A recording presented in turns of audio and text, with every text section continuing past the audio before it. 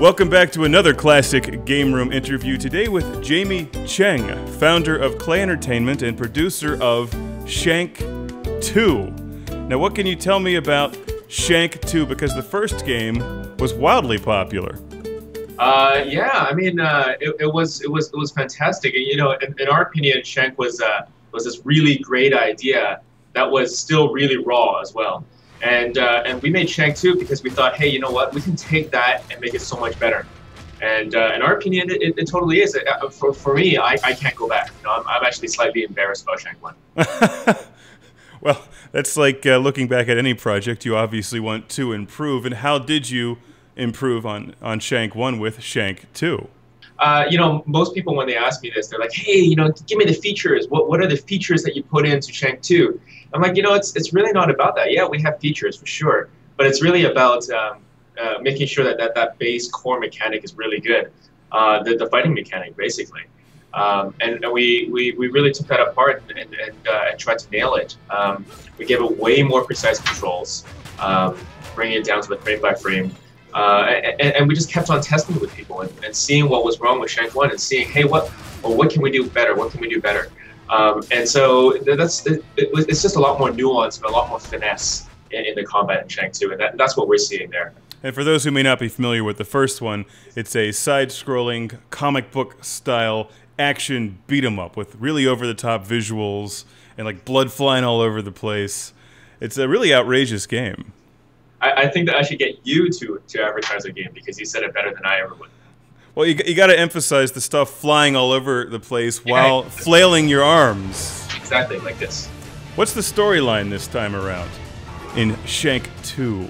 The storyline is, you know, it's really, for me, it's like an excuse to shank more people, right?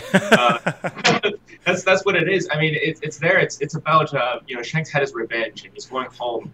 And he's just trying to, you know, get out of it. But obviously, that never happens. So he's going home, and he finds that the militia has taken over his hometown, and basically he's right back on the offensive. It's even more outrageous than Shank 1.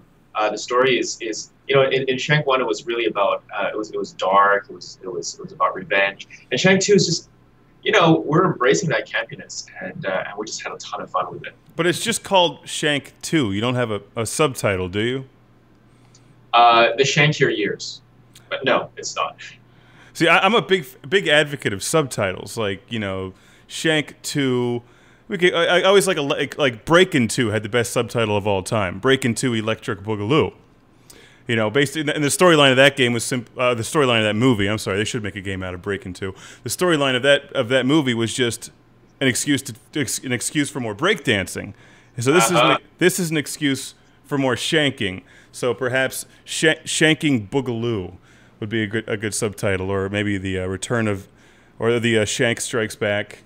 Shank Strikes Back is one that we, you know, Shank Shank Bang Bang. That was another one that we were thinking about. You know, actually, our very first game was called Eats Hunger. It's emotional, and hunger was the thing, right? And honestly, everybody just said Eats, right? And then we totally forgot that there was a second part to it. So we pretty much dropped that afterward. That's hilarious. What was that game about? I'm not familiar with that one. You ever? I mean, you guys know it's a classic game room, all that. Incredible Machine and Lemmings, and so we put those two together, and it's a game called Eats, where basically, you know, you put the things together like Incredible Machine, and then you press play, and you get to interact with it like Lemmings. And there's this little white bubbly guy who eats things and then changes emotions based on what he eats. That sounds awesome. Where can people get that game? They can get it on Steam. We're actually doing a remake right now.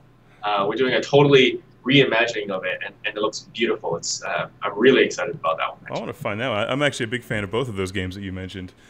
Awesome. Now, where can viewers find Shank 2, an excuse for more shanking?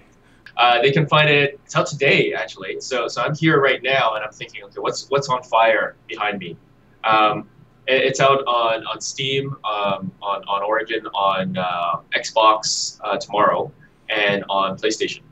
PlayStation 3, we're recording this at the beginning of February, so depending on when you watch this, it will most likely be available. Are you considering any other game consoles? I always like to advocate that developers don't forget about some systems like the ColecoVision, Atari 2600, and Vectrex.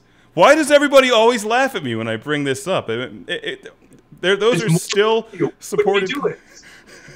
They're still supported game consoles. People still buy games for them. Just think of the amount of like Xbox 360. A few people have that, but a lot of people are Atari 5200 collectors. Available in the desert.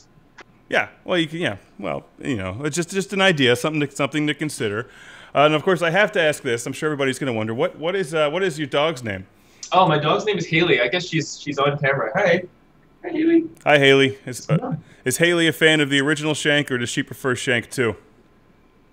Everybody prefers Shank 2. Everybody. It's just unanimous. That's what it is.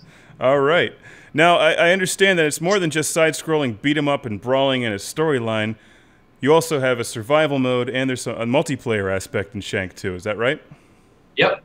So, you know, the number one thing that was asked for us was get the game online for Shank 1. That was the number one thing.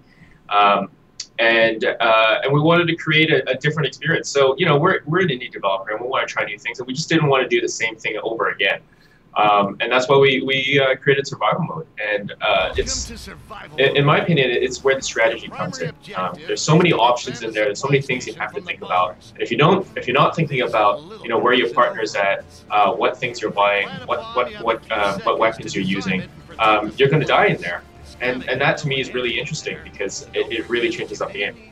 I like to ask developers this question. How do you decide what achievement points and trophies to put into a game? Because in my mind, I'm always a little disappointed I can't cash in my achievement points and trophies for like an ice cream cone or just something.